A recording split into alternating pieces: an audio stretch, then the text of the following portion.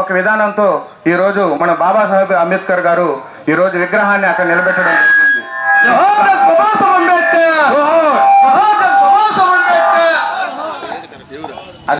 కార్యక్రమానికి ప్రత్యేక అతిథులు వెంకటగిరి మున్సిపాలిటీ వైస్ చైర్మన్ అయినటువంటి శాఖరాశి బాలయ్య గారిని వేదిక మీదకి రావాల్సిందిగా తెలియజేస్తా ఉన్నాం. అదే 5వ వార్డు కౌన్సిలర్ అయినటువంటి నారి శేఖర్ గారిని వేదిక మీదకి రావాల్సిందిగా తెలియజేస్తా ఉన్నాం. జై భీమ్, జై భీమ్, జై భీమ్. విశిష్ట అతిథి అయినటువంటి జ్ఞానబోధి ఇంగ్లాల్ రామచంద్రరావు గారిని వేదిక మీద రావాలి. 2 చేతున్న ప్రతి ఒక్కరూ మన నాయకులు వేదిక మీదకి వస్తున్నారు. నాయకులు వేదిక మీదకి వస్తున్నప్పుడు ఈ 2 చేతుల మధ్య కరతాళ ధ్వనులతో ఆహ్వానించాలని కోరుతున్నాం. నిజమైన నాయకులు వీళ్ళు వరకు. కాబట్టి మీ ఆహ్వానం ఎట్టుండాలంటే 2 చేతులతో మీ కరతాళ ధ్వనుల మధ్య ఆహ్వానించవలసిందిగా కోరుతున్నాం. జోహార్ డాక్టర్ బిఆర్ అంబేద్కర్. అదేవిధంగా బీటీఏ స్టేట్ అడిషనల్ సెక్రటరీ ప్రధాన వక్తలు శ్రీకాంత్ గారు. జోహార్ డాక్టర్ బిఆర్ అంబేద్కర్, జోహార్ డాక్టర్ బిఆర్ అంబేద్కర్.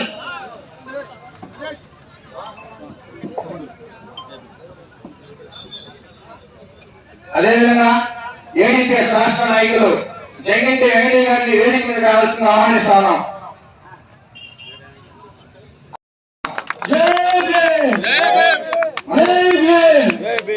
ప్రధాన వక్తలు ఎంఎస్పీ నియోజకవర్గ ఇన్ఛార్జ్ పల్లిపాటి రవిమాలి గారిని వేదిక మీద రావాల్సిన తెలియజేస్తా ఉన్నాం. బీటీఏ నాయకులు సిద్ధయ్య గారిని వేదిక మీద రావాల్సిందిగా తెలియజేస్తా ఉన్నాం.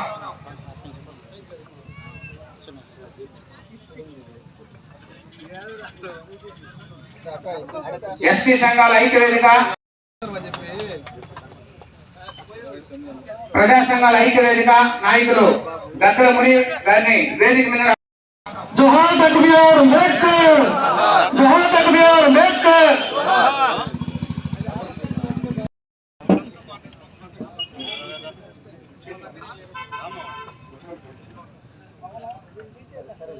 అదేవిధంగా ఏపీ గారిని వేదిక మీద రావాల్సిందిగా తెలియజేస్తా ఉన్నాం.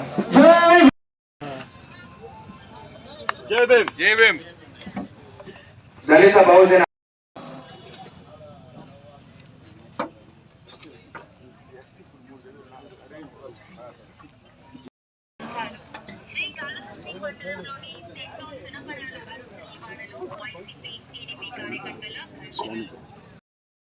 తెలియజేస్తా ఉన్నాం. అదేవిధంగా మాజీ సీనియర్ అంబేద్కర్ రైతు లక్ష్మీనారాయణ గారిని వేదిక మీద రావాల్సిందిగా తెలియజేస్తా ఉన్నాం.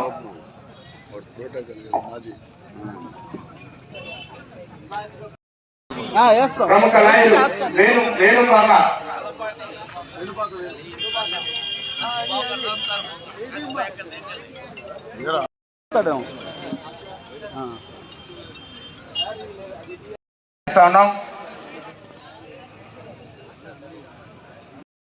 వేదిక మీద రావాల్సిందిగా తెలియజేస్తా ఉన్నాం. శివ ధర్మాపురం వేదిక మీద రావాల్సిందిగా తెలియజేస్తా ఉన్నాం. సుధాకర్ ధర్మాపురం రావాల్సిందిగా తెలియజేస్తా ఉన్నాం.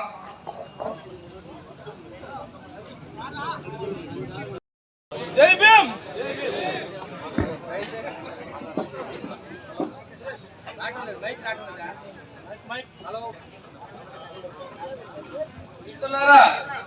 అందరికీ జై భీములు. జై భీమ్, జై భీమ్. శంకరన్న మైక్ తీసుకుని అరుణ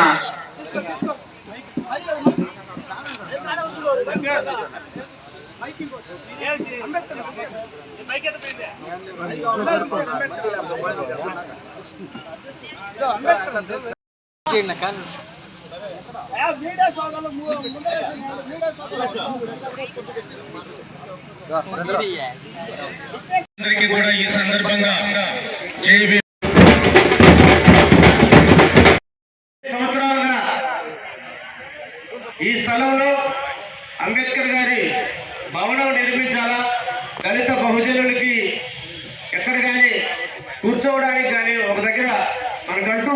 స్థలం లేదని పెద్దలు రామకృష్ణన్న గారు, అదేవిధంగా కొంతమంది దళిత నాయకులందరూ కూడా కలిసి 2004 నుంచి ఈ స్థలం కోసం పోరాటం చేస్తూ ఉన్నారనేది ఈ సందర్భంగా మీకు తెలియజేస్తున్నాం. ఈరోజు ఇక్కడ కూర్చొని ఉన్నామంటే దానికి కారణం వారందరూ కూడా చేసినటువంటి కృషి, వారి త్యాగం ఉంది.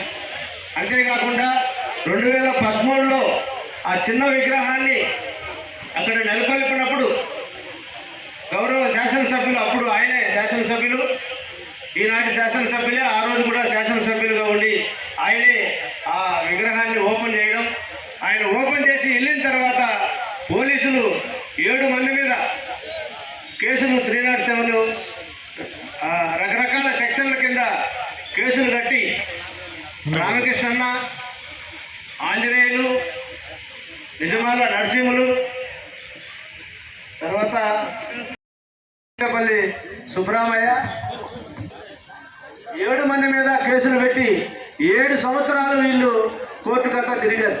ఈ అందరికీ మీరందరూ కూడా వారు చేసినటువంటి 7 మంది మనందరి కోసం, మన అందరి భవిష్యత్తు కోసం, మన భావితరాల భవిష్యత్తు కోసం ఈ స్థలాన్ని మనం అంబేద్కర్ భవనం నిర్మించుకోవాలనే ఉద్దేశంతో వాళ్ళు 7 సంవత్సరాలు మన కోసం కోర్టు చుట్టుకారం తిరిగి జైలుకి వెళ్ళి మళ్ళీ ఆ కేసు కొట్టేసిన దాకా కూడా వాళ్ళ ప్రయత్నం ఆపకుండా పోరాడారు. కాబట్టి మనందరం ఒకసారి మీ కరతాల ధనులతో, జై భీములతో, జై భీమ్, జై భీమ్, జై భీమ్ అందరూ చెప్పాలా? జై అధికారం కోసం జ్ఞానం లేకపోయినా, అధికారం లేకపోయినా ఆ మనిషికి గుర్తింపు ఉండదు, గౌరవం ఉండదు, ఏముండవు. కాబట్టి ప్రధానంగా మీరు గుర్తుపెట్టుకోవాల్సింది, ఈ సభకు వచ్చిన వాళ్ళు అధికారం కోసం బాబాసాహెబ్ అంబేద్కర్ మనల్ని పోరాడి మనల్ని అధికారంలోకి తేవడం కోసం ఆయనే ఓటు హక్కు తెచ్చాడు. కాబట్టి ఆ ఓటుని మీరు పోతే ఇంకొకరు కమ్యూనిస్టులకో ఇంకొకరికో వేసేస్తా మనం అంబేద్కర్ జోహార్ అంటే కుదరదు. ఎందుకంటే ఆయనకు వ్యతిరేకంగా ఉన్నట్టు మనం దేనికి వ్యతిరేకంగా చెప్పాలి మీరు.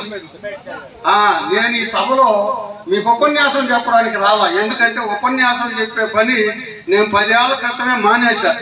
అసలు పబ్లిక్ మీటింగ్కి వచ్చే పని ఇప్పుడు కూడా మీకు ఉపన్యాసం చెప్పను, చిన్న పని చెప్పి పోదామని చిన్న అసైన్మెంట్. ఇప్పుడు 10వ తరగతి దాకా చదివే పిల్లకాయలు ఉంటుందా, వాళ్ళు 60 పుస్తకాలు చదువుతారు. 6 సబ్జెక్టులు ఏముంటుందా, ఉంటాయా? 6 పుస్తకాలు ఉంటాయా? ఈ 10వ తరగతి దాకా చదివిన వాళ్ళు 60 పుస్తకాలు చదవలేరు కదా. ఉండవా? 10వ తరగతి చదివావు, నువ్వు చదివావా?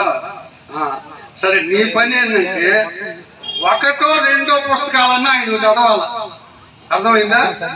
ఇదిగో నా చేతిలో ఈ పుస్తకం ఉంది, ఇది బాబాసాహెబ్ అంబేద్కర్ దినచర్య. ఆయన దీంట్లో బాధపడింది ఏంటంటే మనం చదవమంట, చదివేదానికి ఆసక్తిని చూపమంట, శ్రమ పడడానికి ఇష్టం అంట, చదవడానికి. అట్ట ఉంటే మనకేమీ రాదంట, ఏమీ జ్ఞానం రాదంట. ఏమీ జ్ఞానం రాకపోతే ఇంక మనం ఏమీ చేయలేమంట. కాబట్టి మనం జ్ఞానవంతులం అయితే ఏమన్నా చేయగలం అనేది ఆయన చెప్పిన మాట. అది చెప్దామని మీకు అర్థమైందా? ఎన్ని పుస్తకాలు చదవాలి మీరు? ఇంటర్మీడియట్, డిగ్రీ ఆ పైన చదివిన వాళ్ళ చదువులా వాళ్ళు లెక్కేసుకోవాలి ఎన్ని పుస్తకాలు చదివారు. ఆ పుస్తకాలు లెక్కేసుకొని దాంట్లో 20% ఉన్న ఈయన పుస్తకాలు చదవాలి వాళ్ళు. మరి పీజీ చదివిన వాళ్ళు అయితే కనీసం ఆయన 12 వాల్యూములు తెలుగులో వచ్చున్నారు, తెలుగులో చాలా వచ్చున్నాయి, 12 అయినా చదవాలా. ఎవరా పీజీ వాళ్ళు చెప్పండి, మీరు ఎవరన్నా పీజీ చేసి ఉన్నారా? చేసి ఉంటే మీరు చదవాలి మస్ట్. ఎందుకంటే చదువుకునే హక్కు తెచ్చింది ఆయన. మనకు మన తల్లిదండ్రులు జన్మనిస్తారు, జీవితాన్ని ఇచ్చింది ఆయన. ఈ దేశంలో ఉన్న